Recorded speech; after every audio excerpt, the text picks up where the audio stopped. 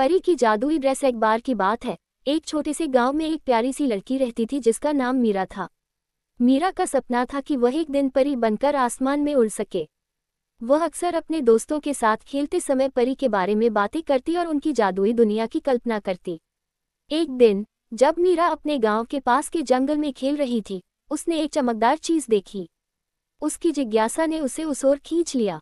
जब मीरा उस चमकदार चीज के करीब पहुंची तो उसने देखा कि यह एक बेहद सुंदर ड्रेस थी।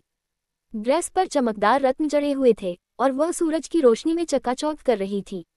मीरा ने जैसे ही ड्रेस को छुआ, अचानक एक जादुई आवाज सुनाई दी, मैं तुम्हारी परी हूँ और यह ड्रेस तुम्हारी है। मीरा ने चौंकते हुए पूछा, क्या मैं सच में परी बन सकती हूँ?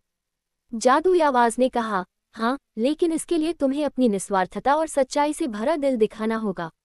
ये ड्रेस तुम्हें शक्तियाँ देगी, लेकिन उनका उपयोग केवल अच्छाई के लिए करना होगा। मीरा ने अपनी खुशी को छुपाते हुए ड्रेस को पहन लिया। जैसे ही उसने ड्रेस पहनी, उसे महसूस हुआ कि उसकी सारी शक्तियाँ जागृत हो गई हैं।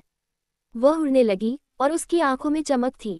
उसने आसमान में उड़ते हुए ये ठान लिया कि वह अपने गांव की मदद करेगी।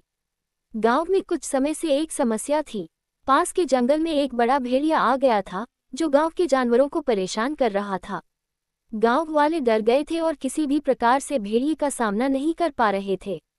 मीरा ने सोचा, मैं इस समस्या का हल निकालूंगी। मीरा ने ड्रेस की जादुई शक्तियों का उपयोग करते हुए भेड़िए की खोज की। जब वह जंगल में पहुंची तो उसे भेड़िया दिखाई दिया। भेड़िया बहुत बड़ा और डरावना था, लेकिन मीरा ने हिम्मत नहीं हारी। उसने अपनी ड्रेस का जादू बुनते हुए भेड़िए से बात करने का फैसला किया।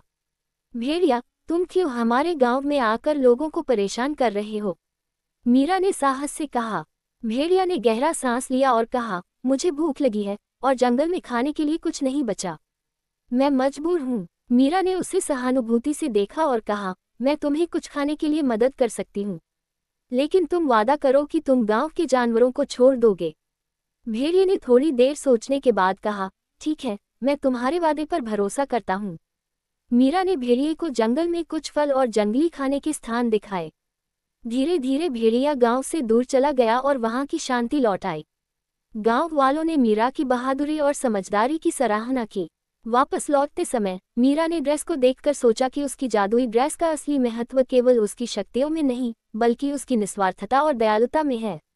उसने सीखा कि सच में जादू वही होता है जो हम दूसरों के लिए करते हैं।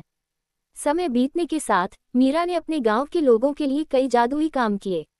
वह हमेशा मदद के लिए तैयार रहती और उसकी ड्रेस उसकी पहचान बन गई। वह केवल एक साधारण लड़की नहीं रही, बल्कि गांव की नायक बन गई। गांव में हर कोई उसे प्यार करने लगा।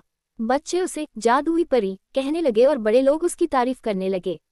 मीरा ने अपनी परी की जादुई ड्रेस को पहनकर एक नया जीवन जीना शुरू किया, जहां वह केवल जादू नहीं, बल्कि सच्चाई, प्रेम और निस्वार्थता का प्रतीक बन गई। इस प्रकार मीरा ने साबित कर दिया कि जादू केवल ड्रेस में नहीं, बल्कि दिल में होता है।